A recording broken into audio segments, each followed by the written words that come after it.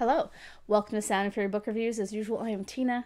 Today I'm doing a review of Along the Razor's Edge by Rob J. Hayes. This is a dark fantasy from 2020. It's self-published.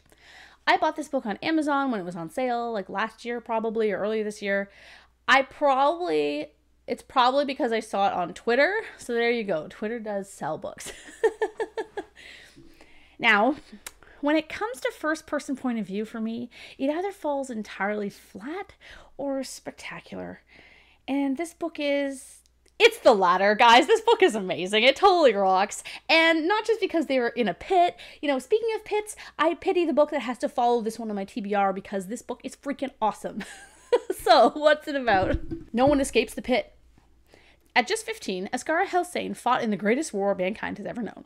Fought and lost. There is only one place her enemies would send a sorcerer as powerful as her, the pit, a prison sunk so deep into the earth the sun is a distant memory. Now she finds herself stripped of her magic, a young girl surrounded by thieves, murderers, and worse. In order to survive, she will need to find new allies, play the inmates against each other, and find a way out. Her enemies will soon find Asghar is not so easily broken. As I said, this book is mind-blowingly good. It's an adventure, a prison break, an escape from a haunted castle, kind of. An intricate fantasy with a fun magic system, and it's all told like a memoir by a very morally gray protagonist whom you can't help but love. What I really liked was how it's all of these things, but it also takes the time to be a coming-of-age story, where we have a woman on the cusp of adulthood. She's 15, turning 16, learning not only about herself, but sex and betrayal.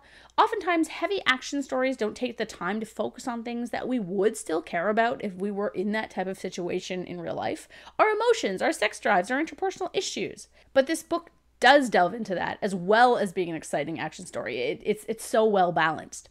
The story is also intricately plotted in that it's a woman telling the story of her escape from prison years ago.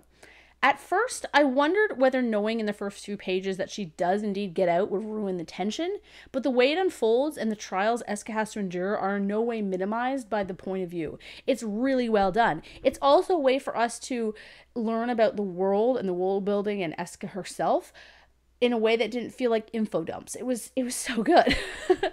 The pacing is fantastic. While the plotline moves at a fast clip, it never felt rushed.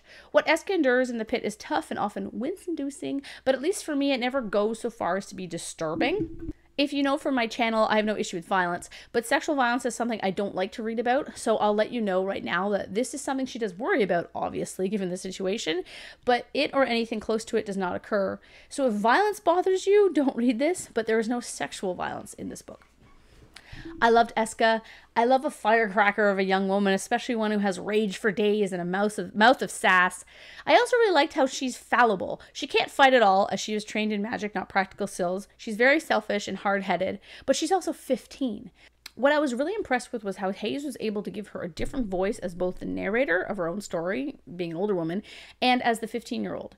Young Eska's choices, in whom she develops a crush on, for example, and how she reacts to things emotionally, makes sense for a girl her age and in her situation. And older Eska's tone is less reproachful than I was young and stupid. I think this is something any of us over 35 can easily identify with. I really saw shades of myself in Eska when I was her age. Had the story been told from young Eska's point of view, though, I wouldn't have liked it nearly as much, or even at all, probably, because we would have been looking at the circumstances through her eyes at the time, not at a distance, which would have been frustrating given how stupid sometimes teenagers act. I'm not saying teenagers are stupid, but because you're young, you don't have experience in certain things. Certain things do require experience, and some teenagers gain this experience earlier than others. But for the most part, you know, most people make dumb choices when they're teenagers because they don't have that to fall back on. You all know this, though. The other characters were great, either as foils for Eska, villains, or reluctant allies. I really liked Yoren. I love a tough guy of few words. And while I couldn't see through Eason in a heartbeat, it made sense how Eska felt about him, given, again, her age. I also love the inclusion of a very minor character called Sakaris. It kind of reminded me of Jealousy of Jealous, another self-published fantasy title that I love. Joseph is kept a bit at a distance, but this makes sense both in his personality and to the story itself. I just think everything was just remarkably well done. The villains, you really don't like them. And it's great that you do, but they're definitely not like over the top. It's so good. The magic system is really fun. I don't think it's entirely unique, as I recognize the ingesting of stones or something to produce magic from another fantasy novel, but don't tell me what it is. I mean, don't ask me to tell you what it is because I can't remember, but I was like, I think I've seen this somewhere else. But it's definitely not a common magic system, and I loved how many restraints it held. I also really enjoyed the world building and how there are other races we don't really see but hear about from the other characters, and godlike or magical beings who live in what I presume are floating citadels.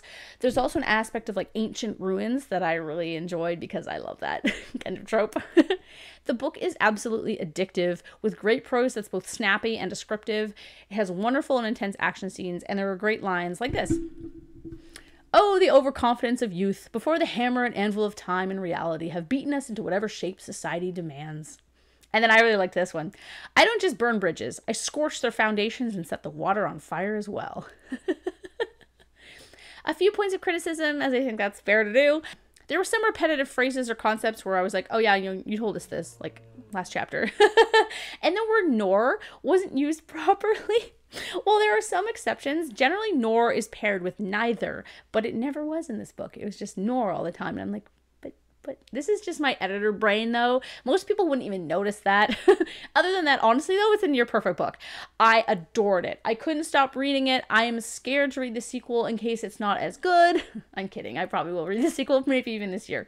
Overall, this book has so much going for it. I recommend it to people who love dark fantasy, coming-of-age stories, prison breaks, and anyone who was an angry teenager, because this is a great way to channel that. So yeah, thanks for watching, and definitely check out Along the Razor's Edge. If you're going to check out any self-published books this year, check out that one, and check out Jealousy of Jealous.